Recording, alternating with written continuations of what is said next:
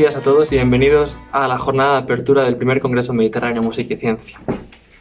El Congreso Mediterráneo Música y Ciencia pretende ser un acontecimiento anual que reúna a especialistas, a gente interesada, a gente con ideas dentro del mundo de la música y del mundo de la ciencia. Cuando hablamos de música nos referimos a música de cualquier tipo, de cualquier género, de cualquier posibilidad instrumental. Y de la misma forma, cuando hablamos de las ciencias, nos referimos a la ciencia como modus operandi, como forma de pensar. Por lo tanto, incluimos ciencias sociales, ciencias experimentales, ciencias naturales y matemáticas. Pese a que puede haber un debate entre si las matemáticas son ciencias o no, las incluimos dentro.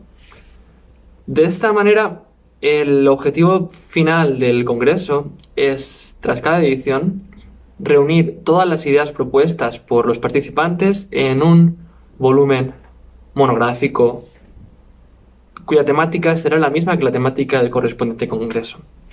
En este primer congreso hemos elegido el tema uso de las TICs, tecnologías de la información y la comunicación, en el escenario post-COVID, en tanto que el coronavirus, la pandemia que estamos viviendo, ha traído consigo una fuerte reforma en la forma de trabajar de la gente, que nos hemos movido mayoritariamente al trabajo a distancia, como es esta conferencia. Por lo tanto, en esta primera edición, además, el congreso será totalmente online, de tal manera que los participantes, desde cualquiera de sus países, pueden participar simplemente con tener acceso a Internet.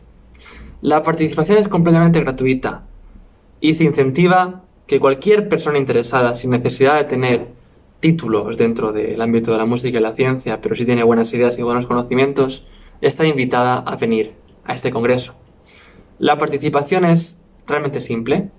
Las bases publicadas incluyen un enlace con un formulario de inscripción. Es suficiente rellenar el formulario para estar inscrito en el concurso de participación y la organización elegirá de entre todos los participantes del concurso a 60 ponentes como máximo. El congreso será desarrollado completamente online por medio de una plataforma de comunicación a distancia y estará dividido en 6 salas temáticas, cada una tratando diferentes perspectivas del uso de las TICs en la música y en la ciencia. Por lo tanto, tenemos 3 salas científicas y 3 salas musicales. Las salas musicales tratan sobre improvisación, sobre didáctica y sobre técnicas de ensayo. Y las salas científicas tratan sobre divulgación científica y difusión de resultados, experimentación en escenarios de insolación y de distancia social, y didáctica de las ciencias cuando no se puede tener clases presenciales.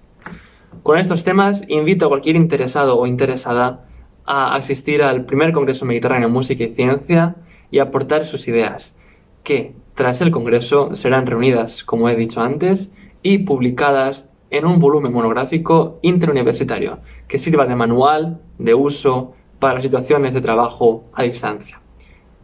En próximas ediciones, próximos volúmenes tratarán temas y desafíos que haya tenido la sociedad en el nuevo año. Un saludo y espero que disfrutéis y que disfruten todos ustedes de esta primera jornada de apertura del primer Congreso Mediterráneo Música y Ciencia.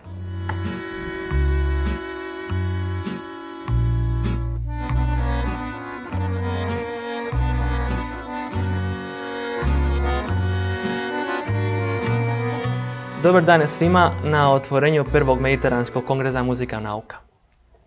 Ovaj kongres se pretvara biti godišnji događaj koji okuplja različite ličnosti iz oblasti muzike i nauke na mediteranskom području, kako bi zajedno ostvarili iz godine u godinu prijedloge koji mogu doprinijeti društvenom i kulturnom napretku naših društava. Ovaj prvi kongres će biti u potpunosti online u skladu sa trenutnom epidemiološkom situacijom zbog koronavirusa i tako smo odlučili da jedan dio otvorenja bude preko interneta. Zbog toga smo danas iz Sarajeva na ovom sastanku u kojem učestvuju profesor akademik Dejan Milošević, teorijski fizičar u oblasti interakcije elektromagnetnog polja i atoma, predsjednik Savjeta za nauku i umjetnosti Univerziteta u Sarajevu i profesor na Prirodnom matematičkom fakultetu Univerziteta u Sarajevu. Isto je kod nas danas profesor Časim Hadžimejlić, koji je profesor na Akademiji likovnih umjetnosti u Sarajevu, kaligraf i stručnjak nauke restauracije. Gospodin Ibrahim Espahić, direktor internacionalnog Sarajevo Winter festivala i predsjednik Međunarodnog centra za mir, a isto pisac i priznati kulturni djelatnik u Bosni i Hercegovini. A isto je sa nama danas gospođa Elma Hodžić, kustiosica u Historijskom muzeju Bosne i Hercegovine i istraživač u oblasti savremene historije regiona i umjetnosti. Dobar dan svima. Dobar dan. Dobar dan. Mi smo razmišljali da počinjemo sa ovom pitanjem koji ću ja sad postaviti, pa da bude jedan razgovor o ovome. Prvo je koliki utjecaj ima Bosna i Hercegovina na mediteranski prostor, tako u nauci, kako u muzici i općenito na savremenom misao. Šta vi mislite? Hoću li ja početi? Pa možete vi, profesore, naravno. A evo, što se tiče nauke, mogu reći da je Bosna i Hercegovina zbog ovih postratnih uslova i tranzicije i svega nije baš previše razvijena u nauci, ali poduzimamo neke korake da se situacija popravi. Što se tiče umjetnosti, odnosno muzike, to će kolege bolje reći nego ja, ali tiče samo povezanosti sa Mediteranom, to naravno Bosna i Hercegovina ima jedan grad koji je na Jadranskom moru, Neum. Evo, možete vidjeti ovdje konferencija u Neumu je bila ove godine, gdje smo upravo govorili o komunikaciji u nauci. Studenti su bili prisutni, znači bila je konferencija, možete naći online. Zašto toliko pa? Znači, u Neumu je bio jedna konferencija sa studente, a isto za naučnike iz Bosne i Hercegovine, znači isto. Iz regiona je to bilo, znači čitavoga balkansko područje, Mediteran. Ja mogu poslati link kasnije da možete pogledati detalje. Super. Gospodine Ibrahime, šta vi mislite, koliki utjecaj ima Bosna i Hercegovina na ovom prostoru? Prije svega bih želio da izrazim zadovoljstvo što ste izabrali gospodine Ali učesnike za početak ovog projekta između Valencije i Sarajeva, zbog toga što mislim da je ta ideja građanki i građana Mediterana ključna za razumijevanje Bosne i Hercegovine, koja je u osnovi po onome što ja sudim i po mom vlastitom iskustvu prije svega mediteranska zemlja. Ona naravno pripada različitim geografskim odrednicama kao što je Zapadni Balkan, dio te jugoistočne Europe, ali primarno po svom kulturološkom, civilizacijskom, pa ako hoćete prije svega po toj muzičkoj tradiciji, ona je direktno vezana za je konekcija između onoga što je stvaralaštvo u nauci, posebno kad je riječ o mediteranskom prostoru i bosansko-hercegovačkom iskustvu, zapravo višestoljetno nasljeđe koje smo imali prilike zbog svih tih migracionih kretanja već protekli više skoro pola milenijuma iz Španije, Portugala, sefardske pa i aškenazske populacije arapskog svijeta koji sa Bliskog i Dalekog istoka na različite načine konektovao Europu i ne samo u medicini, nego prije svega u arhitekturi i u graditeljstvu. Vi možete vidjeti harmonijske neke veze između recimo kultura koje su vezane direktno za muziku, za kulturu, kult vode, za način kako se oblikuje u Toledu, na primjer u Granadi i u drugim relevantnim Kadizu prostorima, na neki način marginalno, ali suštinski taj prostor ulazi arhitektonski, urbanistički, pa ako hoćete i kulturološki direktno kod nas. Ja sam imao prilike da protekli decenija vodim projekat koji se zove Bienale mladih veterana Europe i to je network koji okuplja praktično sve zemlje sjevera Afrike od Palestine, Izraela do Maroka, od Portugala do Grčke i otoka, cijele naravno južne Europe, uključujući zemlje Evropske unije i kroz to višedecenijsko iskustvo koje je vezano za i to bijenale, ali recimo za priču muzičku koju smo imali od plemena koja stvaraju recimo u Maroku ili recimo kulture Berbera u Alžiru, u Egiptu ili ovog balkanskog ambijenta u kojem smo prije 20 godina napravili u Firenci jedan orkestar sastavljen ne samo od muzičara i različitih muzičkih tradicija i kultura, već i od različitih kompozicija koje su onda negdje u ovo vrijeme u julu izvedene na javnoj sceni u Narodnom pozorištu. To je postala, kako bi rekao, na neki način priča sa obrazcem, jer se taj dio, barem savremene povijesti i moderne generacije, isprepletao i sa onim što smo napravili zajedno sama kroz krugove veterana u 21. centru, ali posebno što želim istaknuti jeste činjenica da imamo izvanredne kompozitore, novu generaciju, koja ne zaobilazi taj ni bliski ni daleki istok, ni sjever Afrike, pa čak i onaj prostor unutrašnji u Africi u kojem smo mi tražili, kao što recimo Mediteran traži zaleđe u zapadnoj i sjevernoj Europi, tako i sjever Afrike i zemlje koje tomu pripade traže inspiraciju u recimo muzici Južne Afrike ili Tanzanije ili drugih zemalja. Ja sam u posljednje vrijeme dio jedne priče koja se zove globalna javna diplomacija, koja povezuje upravo od te afričke zemlje, od Južne Afrike do Južne Koreje, od Budimpešte do Kolorada i mislim da je to jedno iskustvo koje je jedinstveno. Mediteran je zapravo ne samo naše more, nego je zapravo ključ za razumijevanje, a to je onaj violinski ključ za kojim tragamo, zašto i kako je zapravo ta duhovnost i sva muzička tradicija o kojoj će sigurno profesor Adžemejić više govoriti i dati svoj posebni doprinos, bitan. Ako vi pogledate strukturu bosansko-hercegovačkog društva i način na koji su oblikovani gradovi, ja bih rekao da u podlozi mnogih gradova u Bosni i Hercegovini zapravo se nalazi jedan način na koji se muzikom, ne samo sefardska muzika, ne samo sevdalinka, nego i niz drugih elemenata u klasičnoj muzici povezuje danas na najbolji mogući način. Eto, zbog tog mislim da je Bosna i Hercegovina primarno prostor muzike, a kao ima već osjećaj za muziku, posebno ovi dijelovi zemlje, onda bi htio reći da je to najveća i najbliža tačka onom što radi profesor Dejan, a to je da nauka ne može egzistirati bez muzike sfera. To Mediteran garantuje.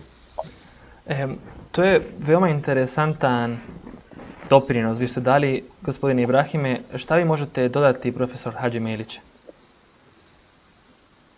Kako vi mislite uticaj Bosna i Hercegovina na ovaj prostor? Želim svakako da pozdravim sve učesnike ove konferencije. Da bi mogli razumjeti Bosnu i ulogu Bosne i Hercegovine u kulturi Mediterana, kulturi umjetnosti Mediterana, pa i nauke, svakako trebali bi se vratiti malo dublje u istoriju i odnosi, pogotovo u Bosne i Hercegovine, sa generalno Mediteranom kroz različite vremena historijskog karaktera, utjecaja i različitih drugih vladavina na ovim prostorima, pa i samoga Mediterana. Ali ono što jeste bitno, kako god su ti utjecaji imali i vršenje na sam Mediteran i prostor Bosne i Hercegovine, oni su sačuvali neku svoju autentičnost koja je na ovim prostorima bila nekada više, nekada manje, a nekada kada se izgubi, ona ipak na neki način ponova kroz svoj vid dubljeg korijena ponova oživi. Kad pogledamo tu kosmičku muziku koja je zastupljena, po meni ona se svakako izražava kroz različite kulture, ali mislim da je ta kosmička muzika najviše na prostorima Mediterana izražena. Što vidimo kroz različite vidove, počev od folklora do samoga pjesničkog izražaja, čak i književnog izražaja, a onda svakako i sami note, glasovi, muzika ili vidovi tih oscilacija same muzike ili tonova kroz glasove na samom prostoru Mediterana, jer na jedan način na drugim se potpunjuje. Iako su ta kretanja bila na samom prostoru Mediterana s jedne obale na drugu obalu, svakako da se to s jedne strane upotpunjavalo, što je i Bosna svakako imala vrlo priliva pri tome, što je davala od sebe i ono što je svakako i primala. Ujedno i misao, kad govorimo o misli na prostorima Bosne i Hercegovine, svakako ne možemo a da nas spomenemo jednu vrlo bitnu i značajnu osobu koja je upravo, dakle se vi, gospodine Ali, javljate iz Španije, Muhidine ibn Arabija, koji je sa svojim utjecajem i pisanom riječju ne samo stigao baš na prostorima Mediterana, je najviše djelovao, počev od Sjeverne Afrike, preko Palestine, Izraela, današnjeg Izraela, Turske, a onda njegova djela čak i do same Bosne, gdje se na ovim prostorima izučavala, čitala i danas na jedan način vodi se računa o tome, spominje se i govori se o tome. A ako je riječ o drugom vidu umjetnosti, pogotovo što je meni nešto bliže, kad govorimo o kaligrafiji, vidimo da kaligrafija ima svoju specifičnost na prostoru Mediterana i ona je svakako protkana, da li to latinična ili ćirilična kaligrafija, koja daje posebnost i poseban šmek za razliku od onih koji su malo dalje od Mediterana i tih linija ili tih kota Mediterana koji obuhvata taj jedan prekrasni kod. Svakako ta kotnička muzika utječe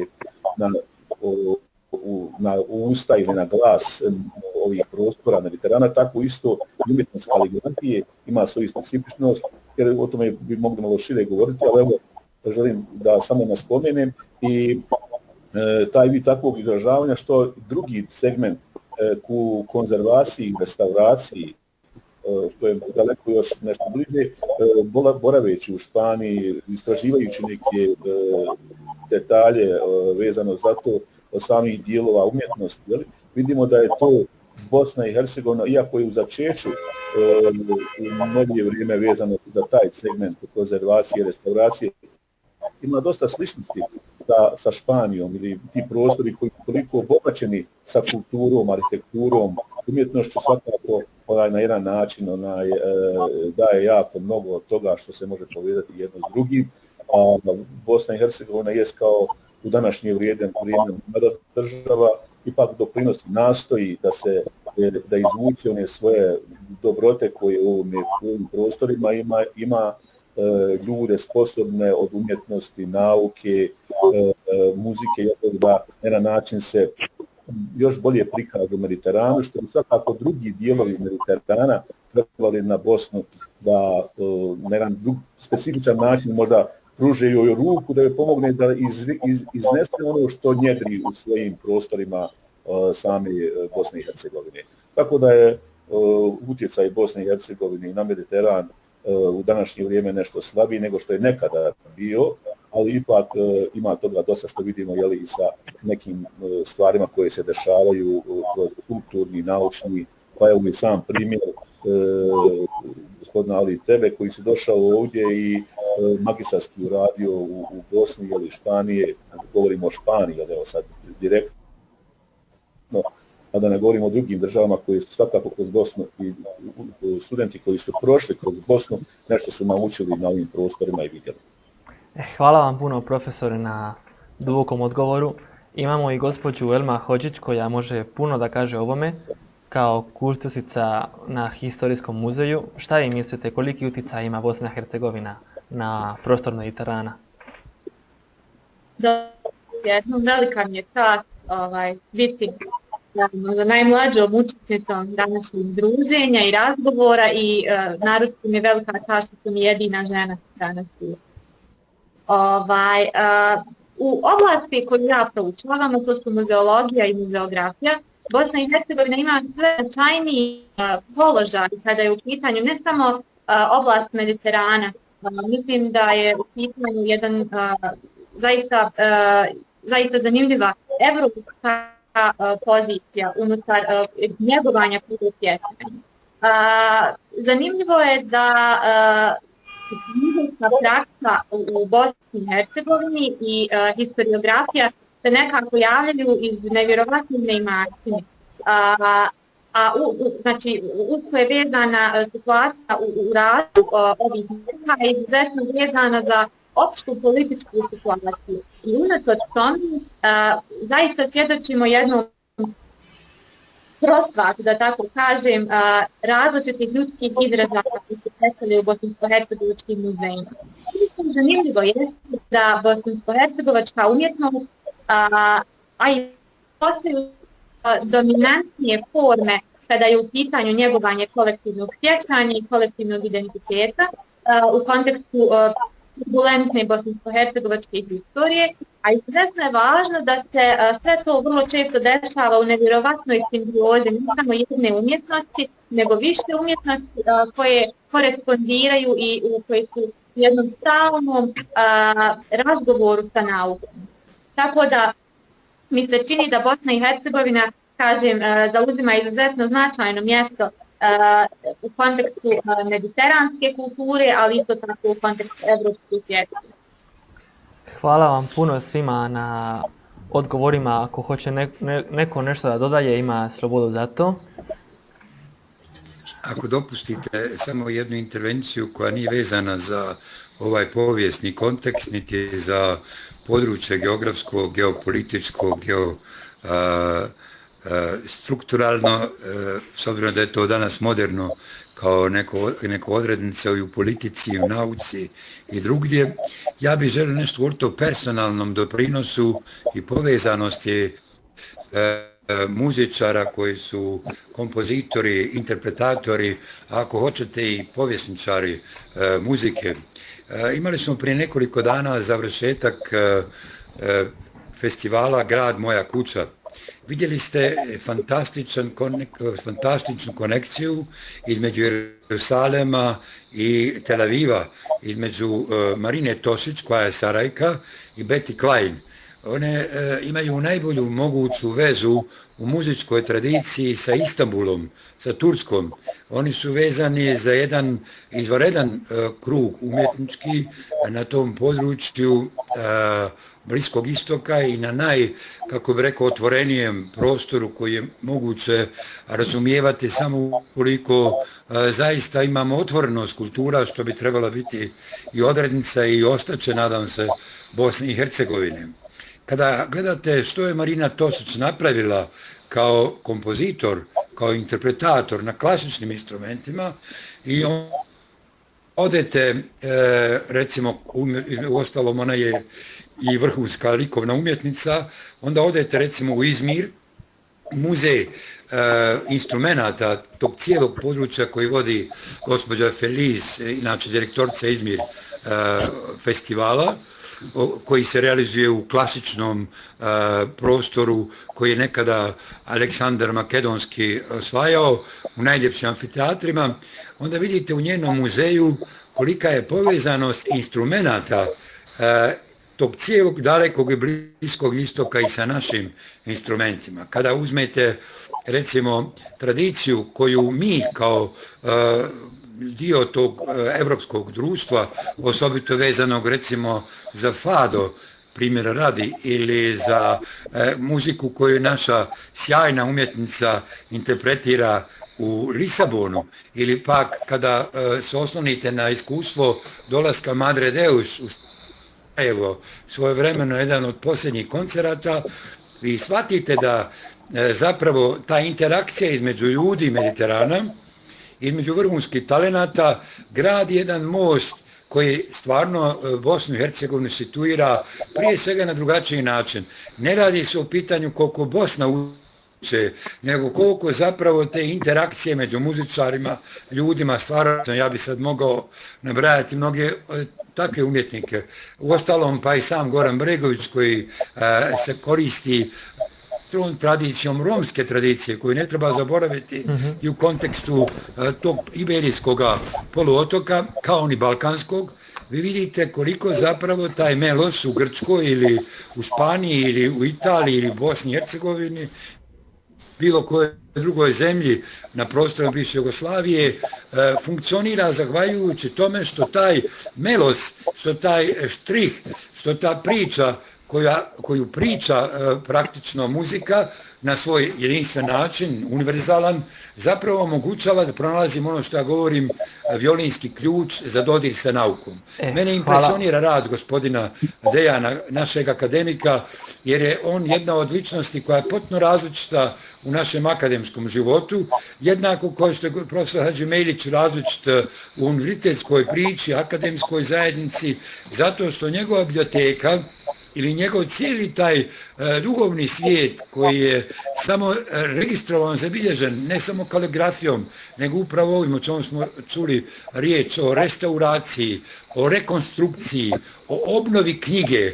I vi ako pažljivo čitate te sve svete knjige, vidite da u podlozi njihove postoji ritam i muzika i bez muzike je teško to i razumjeti. Bilo da je riječ o pojanju, bilo da je riječ o učenju, bilo da je riječ o specifičnim formama muzičkih izražaja.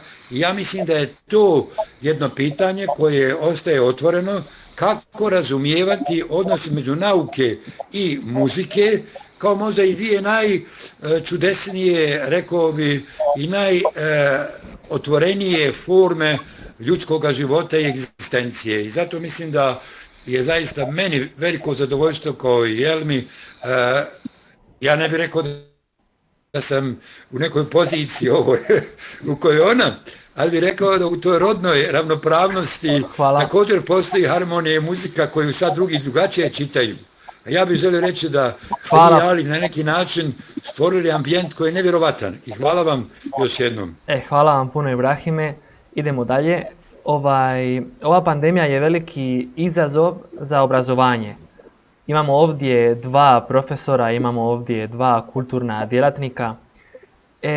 Posebno na Mediteranu je bio ovaj događaj pandemije veliki izazov. I Mediterana regiona je teško pogođena sanitarnom krizom. Kako ste vi svi uspjeli raditi u ovakvoj situaciji? Možemo početi sa profesorom Dejanom. Kako ste vi uspjeli vaš rad? Može, da počnem. Ono što je interesantno da smo upravo na onaj dan kad je proglašena pandemija, znači 11. marta, mi imali predavanje kod nas na fakultetu post Akademije nauke i umjetnosti Bosne i Hercegovine, bio je predsjednik Austrijske akademije nauka Anton Zeilinger i znači tad je sala je bila puna, normalno se održalo predavanje, bio je visoki predstavnik Valentin Inzko, ambasadorica Austrijska, znači baš je onako bio skup na visokom nivou, bez nekih mjera zaštite, bez išta. I toga dana je proglašena pandemija i došlo je do promjene. Naime, u stvari nakon toga predavanja profesora Zeilingera mi smo imali razgovor sa studentima odvojeno i on je otišao fakultet, znači cijeli dan smo bili praktično zauzeti. Uveče je otišao u ambasadu i odmah je napustio Bosnu i Hercegovinu kad je rečeno da je pandemija proglašena, da ne bi ostao ovdje zatečen. Znači to je tako jedan kuriozitet da je nakon toga je kod nas i nastava obustavljena i prešli smo nakon toga na online predavanja. Morali smo se na brzinu privući i studenti i mi da na taj način održimo nastavu. U junu mjesecu je krenula ispiti su počeli, to je bilo i u učionici, znači kombinovano online učionica.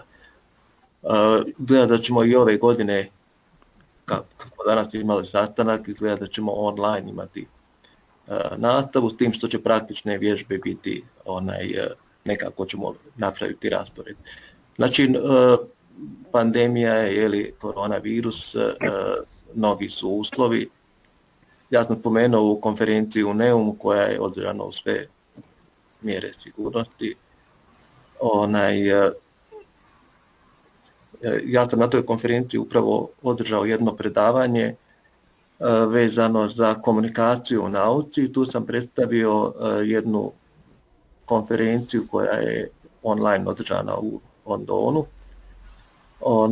Zvala se Quantum Battle in Art Science, odnosno kvantne borbe bi bio prevod.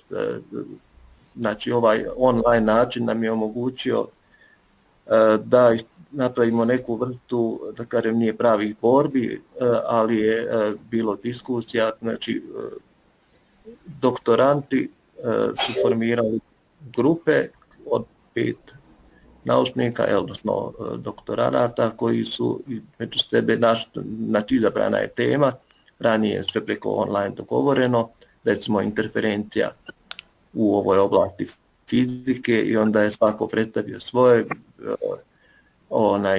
diskusija se razvila, znači pravo na toj konferenciji sam vidio mnogobrojne mogućnosti online komunikacije koje recimo ne bi postojale u nekoj normalnoj, običnoj konferenciji, razne chat grupe, Slack, ima raznih tih termina i ja sam to novo naučio. Znači prilagodili smo se novom načinu i odvijali nauka na taj način. U stvari, ja sam teoretski fizičar, tako da meni nije problem. Većina moje komunikacije sa cijelim svijetom je uglavnom preko e-mailova i eventualno odlazaka na konferencije. Za eksperimentalce je malo veći problem, ali za teoretičare nije takav problem. I ono što mi radimo u stvari su simulacije različitih eksperimenata koje su neke druge grupe uradile. Možda da spomenem, ne znam je li Ali pogledao svoj e-mail, upravo sam poslao prije sat vremena, čestitam na radu u časopisu Simetrije, to je njegov magistarski rad koji smo uspjeli na kraju objaviti u ovome časopisu poznatom, zove se Simetrije. Kad već govorimo, ona prije bila riječ o restauraciji, pa da samo da podsjetim da postoji interdisciplinarni studij našeg Filozofskog fakulteta i ovog o restauraciji gdje se koriste razne naučne metode iz fizike, hemije, znači postoji veza između različitih oblasti nauke i umjetnosti, to da napravim tu vezu. Ali toliko za sada, evo kolege mogu reći više o... Vjerovatno profesor Čazi može da dodaje o tome prvo kako on je uspio raditi u ovoj situaciji samoizolacije, a isto to je dobra tema koju je profesor Milošević upostavio, kakva je veza između nauke i restauracije, šta vi možete kazati? Susreli smo se svakako sa istim problemom u datom momentu gdje smo se našli nespremni, međutim, s jedne strane online nastava je pomogla da studenti na Akademiji likovnih umjetnosti koji na jedan način malo manje čitaju, a više praktično rade, ono što smo im slali tekstove, morali su da pročitaju, da eseje napišu i vidim da im se pismenost na jedan način povećala, upravo zbog toga što su morali da mimo predavanja na takav način smo pristupili. Drugo, sam praktični rad, srećom imali smo taj dio praktične nastave do mata koji nam je pomogao da su studenti ušli u problematiku samoga rada, na koji način da radi, da li to bila kaligrafija ili konzervacija i restauracija i metodi ili tehnike ili principi kako treba da se radi, mogli su kod kuće da nastave sa zadatim zadacima, da kroz svakakvu asistenciju, ili pouku ili preko online pokazati na koji način neke stvari trebaju da urade, omogućilo nam je to. Da je to bilo na početku samoga semestra, vrlo bi to teško bilo, ne znam kako bi se izborili sa tim praktičnim dijelom nastave. Ali svakako, s jedne strane imamo ovaj dio koji nam je itekako dobro pomogao, što sam vidio svakako kroz radove studenata i pisanje njihovih eseja i odgovora, da su daleko dublje ušli u problematiku samog zadatka koji im je se dao kroz tekstove koje smo im slali, ujedno i predavanja, a svakako praktični dio nam je tu na jedan način, ne mnogo, ali je jedan način malo zakazao. Međutim, iz toga svega se rodilo još nešto novo što je mene pogotovo inspirisalo na prostoru Bosne i Hercegovine, Bosančicu smo uspjeli studentima pogotovo dizajna ili grafike da ih provedemo kroz Bosančicu i svako slovo Bosančice su na jedan način stilizirali sa elektronskim pomagalama, što nam je pomoglo, možda to ne bi uradili da smo bili na ovim klasičnim predavanjima, gdje su izvanredni radovi ispali svakoga slova, pa onda ujedno i rečenice ili riječi, ili da napišu svoje ime i prezime, se i s tim obogatili i upoznali daleko više sa našim pismom koje je pismo Bosančice. I to je jedan uspjeh, podvig koji ćemo vjerojatno možda gledati da ga i na online izložbu napravimo, što nam i to omogućava da ne samo mi domaći koji znamo nešto o Bosančici prikažemo i svijetu na jedan način kako umjetnost pisma kroz jedan novi stil sa pomagalima, elektronskim pomagalima, kroz slobodu ruke i crtanja koje može elektronsko pomagalo da pomogne ili pruži, smo uradili krasne radove kad je riječ o samoj kaligrafiji. Restauracija svakako je specifična, ima tu i pozitivnih i negativnih, više pozitivnih u nekom kontekstu sa strane saznanja ili vida opismenjivanje umjetnika, barem u mome fahu. S druge strane imali taj praktični rad koji nam je zaostao, međutim uspjeli smo nešto ipak da uradimo. I evo, mislim, to je bilo moje lično iskustvo u ovome i vidjet ćemo, evo, kako sad ćemo imati, kao što je profesor rekao, da ne kažem miješano i praktični i teoretski dio, pa ćemo onda izaći ono što je praktično, ili radit ćemo na akademiji sa grupama, miješano, da tako kažemo, drugi dio koji je teoretski, ili ćemo sa predavanjem ili poslati ponovo da pročitaju određene tekstove vezano za određenu tematiku ili problematiku, kako je samo u programu nastavi. Aha. Hvala vam puno, profesore. Sa druge strane, Ibrahim...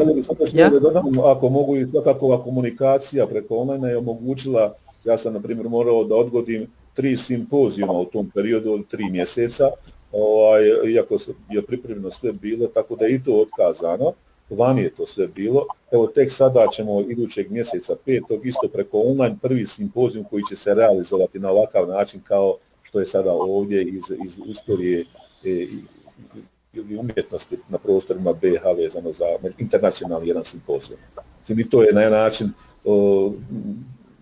ljude udaljilo od onoga što su. Žao mi je da ne odem na sami simpozijum na lice mjesta, jer bi mogao još nešto da naučim i riječ uživo je daleko drukčija nego preko ovoga vida, su čovjek možda izbuni, da se privikne na ovo, ali nam se i priviči na ove situacije u kojem živimo, ali šta ćete, tako je to i proći i ovo. Hvala vam puno, profesore, i pogotovo kad čuje neke nove prijedloge. Imamo u sastanku gospodin Ibrahim Spahić i Elma Hodžić, gospođo. Njih dvoje se bave širenjem kulture Bosne i Hercegovine. Pogotovo Elma na Historijskom muzeju, pogotovo gospodin Ibrahim Spahiću preko njegovih festivala. Šta je, mislite, Elma, kako ste vi uspjeli uraditi vaš posao širenja kulture Bosne i Hercegovine u situaciji samoizolacije? Komplikovano. Pa muzejski svijet, kao što se čitava naša pojavna stvarnost promijenila, tako se promijenio i muzejski svijet. Ja istinski mislim da smo sad u pravom trenutku da propitamo šta je to smisao muzeja i na koji način muzej može da pomogne društvu. Historijski muzej Bosne i Hercegovine odmah po proglašenju pandemije zatvorio svoja fizička vrata i počeli smo da radimo u online. Prvo smo udjeli da postojeće sadržaje muzeja prebacimo u virtualni svijet, a to smo napravili zahvaljujući dugogodišnjem radu na digitalizaciji i na neki način spašavanju muzejske građe u virtualnom obliku. Muzej je bio fizički zatvoren 2 mjeseca, ali smo se mi, trudili da sve muzejske aktivnosti koje su bile redovno planiramo u virtualni svijet. I vjerovali ili ne, to nam je pomoglo na neki način da povećamo broj muzejskih korisnika. Možda se smanjio kvalitet komunikacije muzeja sa društvom, ali se itekako povećao broj korisnika jer je muzej postao besplatan, dostupan svima. I pomoglo nam je da se širimo na neki način na internacionalnom nivou. Muzej je bio zatvoren 2 mjeseca, a po otvaranju se otvorila i mogućnost da pored online sadržaja imamo i fizičke posjete. Mi smo ove godine prepustili domaćim korisnicima, dali smo prostor velikom broju bosansko-hercegovačkih umjetnika i mladih kreativaca koji su imali priliku da se njihov glas konačno artikuliše kroz muzej i da se čuje.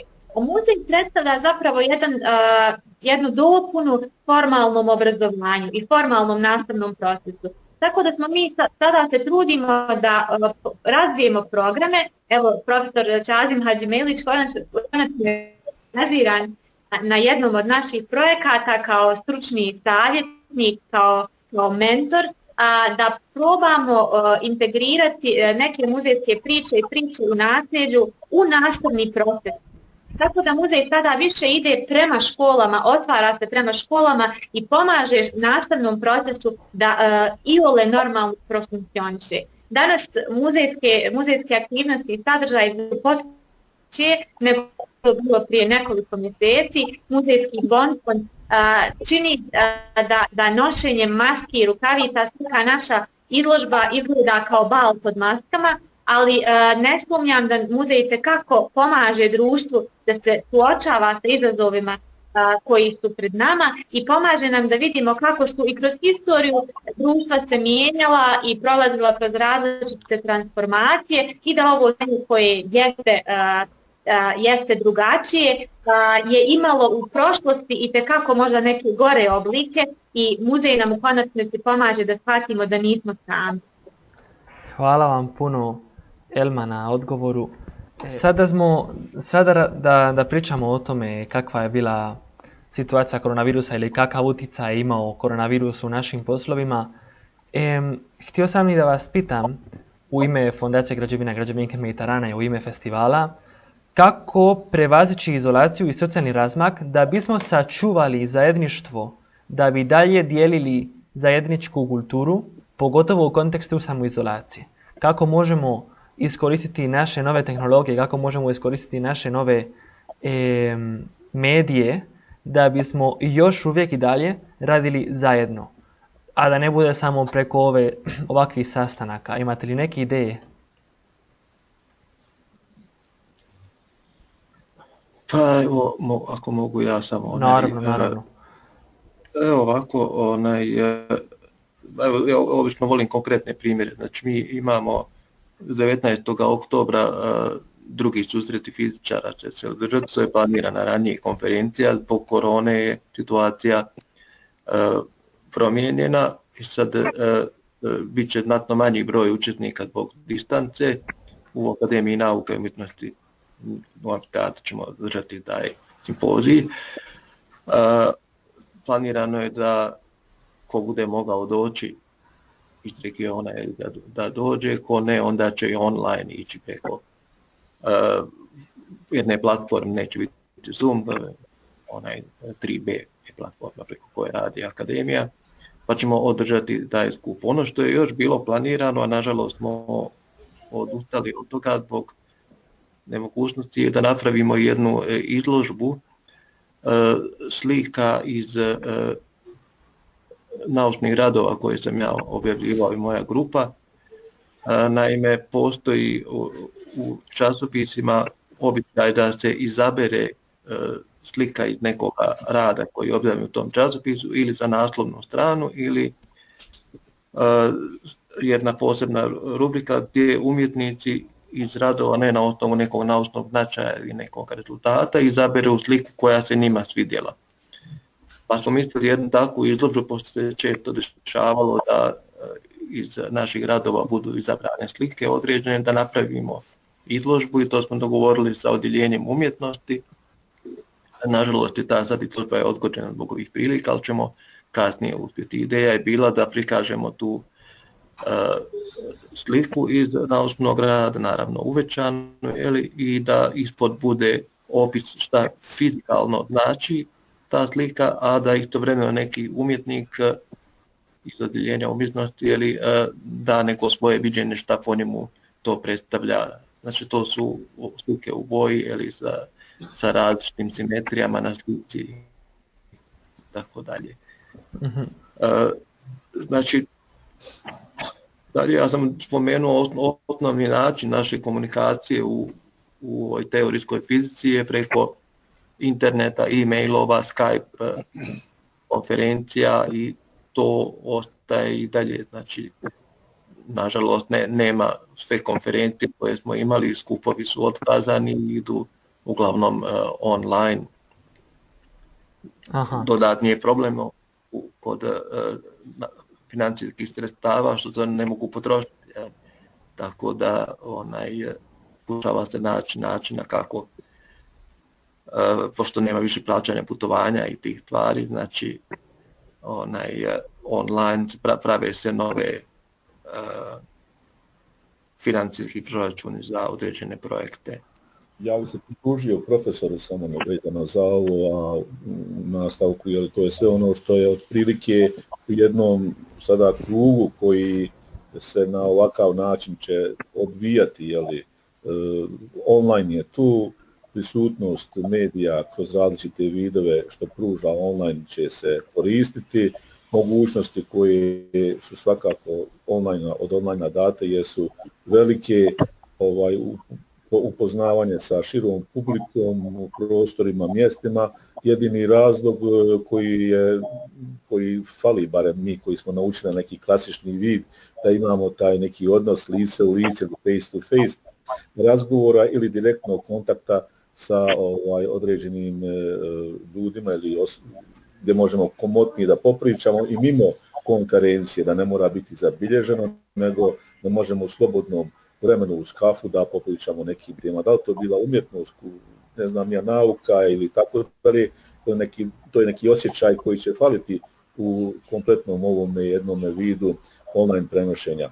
Tako da situacija takva kakva jest, vjerojatno će vremenom i kad prođe sve ovo ostati dobrim dijelom online komunikacija gdje će se sredstva koja su već, kao se profesor rekao, vjerojatno usmjeriti u nekom drugome pravcu, možda za neku drugu kreativnost ili rad ili pomoć nekima kojima je stvarno pomoć od tog dijela što bi trebalo pripadalo konferenciji ili simpoziju ili kongresu pare koje se trošile ili taj financijski dio koji je pripadao. Tako da to je to uglavnom.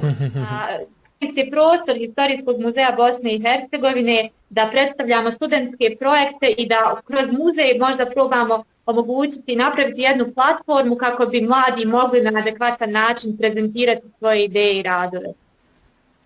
Tu smo svakako. Drage volje. Ok, pa onda mi ćemo završiti sa sljedećim pitanjem koji glasi: imamo na ovome skup današnji različite generacije. Neki smo rođeni u digitalnom vremenu, neki nisu. Da li možemo svi da nađemo u novim tehnologijama jednog savjesnika da bismo bolje radili nego sami? Šta vi mislite? Znači, na našem odsjeku za fiziku ja sam najstariji, tako da možda i najteže prilagođavam tim novim tehnologijama, to je uobičajeno, ali evo, možda kao anegdotu, ne znam, vidite, ispričam. Danas smo imali sastanak, mi smo kancelarija do kancelarije, ali je sastanak vijeća odsjeka za fiziku je bio preko Zooma. I sad kolegica jedna je trebala objasniti nešto oko nekoga projekta i nije imala vezu nije se mogla čuti i onda kolega izlazi iz svoje kancelarije, odlazi u njenu susjednu kancelariju i prilagođava je tu vezu kako bi bilo. Znači, što mi tu svi blizu smo mogli da održimo zajednički sastanak, nije nas previše, ali je tu opterećeni tim tehnologijama, krenuli smo sa Zoomom kad je bilo sve blokirano i onda smo nastavili i na kraju smo glasali da ipak održavamo sastanke buduće u amfiteatru, jer je jednostavno face je lakše i komunikacija, izraziti sve. Ovdje konkretno, kad već spominjem, možda bi bilo interesantno taj projekat kojim se govori, radi se o donaciji jednog fizičara Offermana, koji je inače dao, Edmund Offerman dao je donaciju za žičaru u Sarajevu, ako ste to nekad čuli. A on je fizičar po zanimanju, njegova supruga je sa mnom studirala, on je Amerikanac, došao je u Sarajevo, dao je donaciju za to, međutim sad dalje daje donaciju da se zaposli jedan naučni savjetnik i da se uključimo u jedan evropski projekat preko CERN-a, da trebamo naći osobu koja je sposobna da razvija jedan novi projekat, znači to su akceleratori, hadronska terapija, primjene u medicini, to je ta ideja. Znači kroz donacije iz privatnih izvora, mi možemo unaprijediti našu nauku nevezano za ovu sad temu, ali može biti interesantno publici. Da, jeste. Kad je riječ o umjetnosti, svakako je tu potrebno. Ja počesto u današnje vrijeme znam iskoristiti studente kad se nađem na nekim praktičnim radovima koji sada radimo oko restauracije, da mi pomognu oko nekih detalja, jer nisam rođen u svijetu digitale, oni jednostavno ne plaše se, ja što nemam straha, ali imam bojaz da nešto ne pogriješim, pobjećem i gore dole i tako dalje, stvaraju se ti nekakve, ali oni jednostavno rade, međutim, koliko su u tome toliko stručni, onda im fali ovaj drugi dio vamo koji zaostaje, ali uvijek tu treba pomagača i to je dobro. To je dobro s jedne strane, ovo je jako dobro da poslužiti ovoj prelaznoj generaciji sa ovom mlađom generacijom koja da nađu neku zajedničku točku, što vidim da i sami studenti uvažavaju to što neko dovoljno i ne pozna i nas će više zatvarati jednim dijelom u kuću, manje će imati komunikacija sa svojim prijateljima kojima se nalazimo, imat ćemo sliku i komunikacije slike, riječi koje će dopirati ili već sam ton koji vjerojatno sada kad govorim do vas možda na neki drugčiji način dopire nego što je moj i on preko ovih komunikacija. To su neke stvari koje će nam sigurno faliti, bare nama, ovim generacijama koje su starije, da tako kažem, koje su naučile i na taj živi ton s kojim se susrećemo.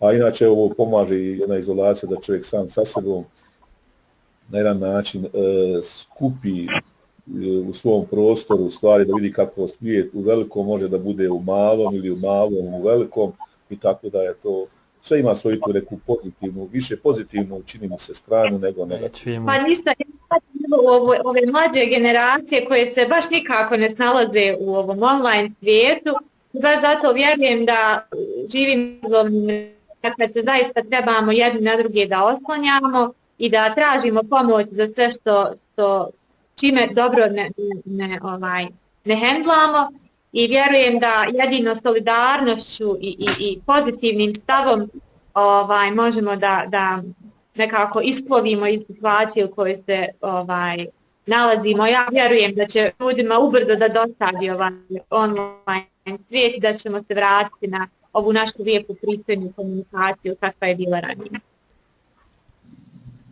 Hvala vam puno svima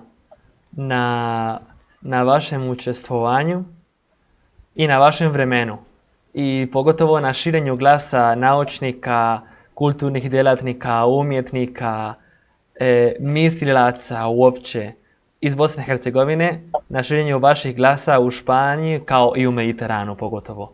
Bilo nam je velika čast da ste bili danas sa nama i u ime Fondacije Građevina Građevinke Mediterana i u ime festivala Mostavi El Mediterani mi se od srca zahvaljujemo.